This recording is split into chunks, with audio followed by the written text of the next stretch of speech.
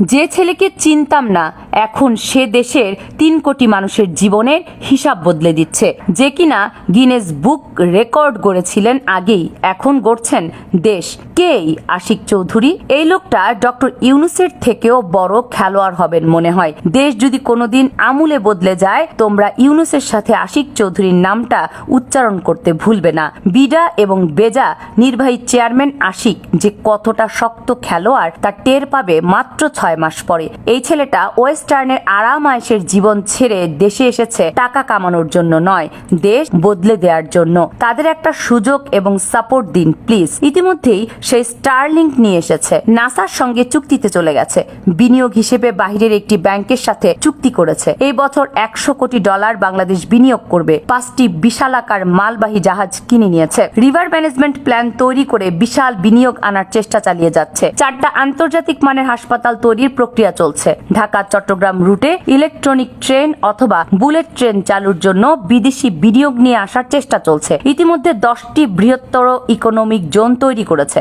মাত্র কয়েকদিন এগুলো করেছে সে। যদি সে 365 দিন কাজ করার সুযোগ পায়, চিন্তা করছেন কই যাবে তার উদ্যোগগুলো? তার লক্ষ্য $100 বিলিয়ন বিনিয়োগ নিয়ে আসা এই দেশে, যা দেশের 3 কোটি মানুষের জীবন পরিবর্তন করতে পারবে। কম করেও 1 লাখ নতুন কর্মসংস্থান তৈরি হবে। পরবর্তী সরকার যেই আসুক, আশিক চৌধুরী, খলিলুর রহমান, শফিকুল আলমদের যদি ঠিকভাবে মূল্যায়ন করতে পারেন, এই দেশ সিঙ্গাপুর বা মালয়েশিয়া হতে সময় লাগবে 3 বছর ইনশাল্লাহ। আশিক চৌধুরী সম্প্রতি সবার মুখে মুখে শোনা যাচ্ছে এই তরুণ তুর্কির নাম। সামাজিক যোগাযোগ মাধ্যম থেকে শুরু করে চায়ের দোকান, সবখানেই আশিস চৌধুরীর বন্দনা। ঐতিহাসিক 5ই আগস্ট শেখ হাসিনা পালানোর পর দেশ পরিচালনার দায়িত্ব কাঁধে নেন নোবেল বিজয়ী অর্থনীতিবিদ ডক্টর মোহাম্মদ ইউনূস। তারই 1 মাস পর সিঙ্গাপুর থেকে আশিক চৌধুরীকে উড়িয়ে এনে বাংলাদেশ বিনিয়োগ উন্নয়ন কর্তৃপক্ষের নির্বাহী চেয়ারম্যানের দায়িত্ব দেন তিনি। আশিক কি পালন করতে পারবেন এই গুরুদায়িত্ব? তা নিয়ে শঙ্কা ছিল অনেকের মনে, কিন্তু মাত্র 6 মাসেই নিজেকে মেলে ধরেন তরুণ আশিক। এর মধ্যে তিনি সৃষ্টি করেছেন দেশে বৈদেশিক বিনিয়োগে বিশাল সুযোগ।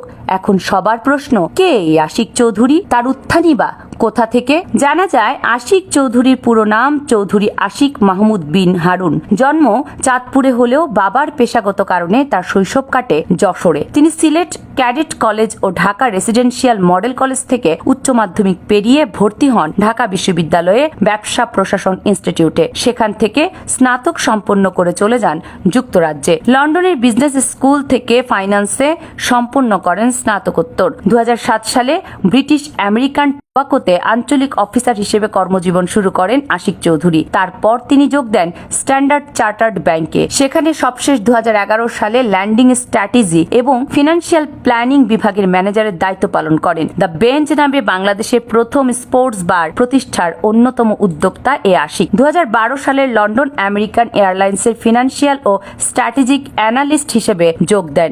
তিনি একই সঙ্গে বাংলাদেশ ইউনিভার্সিটি অব প্রফেশনালের ভিজিটিং প্রফেসর হিসেবে কর্মরত ছিলেন আশিক চৌধুরী। ছিলেন গ্রামীণ টেলিকম ট্রাস্টের উপদেষ্টাও। তারপর যোগ দেন HSBC বাংলাদেশে। পরবর্তীতে সিঙ্গাপুরের HSBC-তে চলে যান তিনি। সেখান থেকে তাকে ডেকে এনে বাংলাদেশ বিনিয়োগ উন্নয়ন কর্তৃপক্ষ ও বাংলাদেশ অর্থনৈতিক অঞ্চল কর্তৃপক্ষের নির্বাহী চেয়ারম্যানের দায়িত্ব দেন ডক্টর মোহাম্মদ ইউনূস। এই বিষয়ে আশিক চৌধুরী তার ফেসবুক আইডিতে লেখেন, সেপ্টেম্বরের মাঝামাঝি এক দুপুরে প্রফেসর ইউনূস হঠাৎ ফোন করে বললেন, আশিক, দেশের মানুষের সেবা করার সুযোগ পাওয়া গেছে, আসবা নাকি? আমি নন্দিনীকে জিজ্ঞেস না করি রাজি হয়ে গেলাম।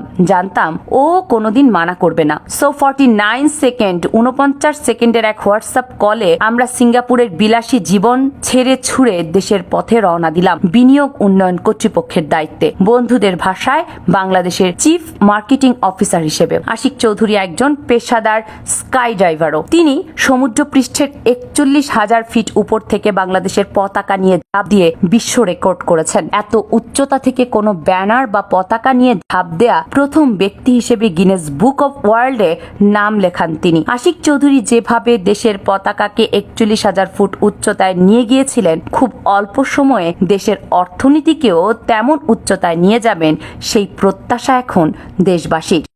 কামরুন নাহার রাখি, কেএনআর মিডিয়া।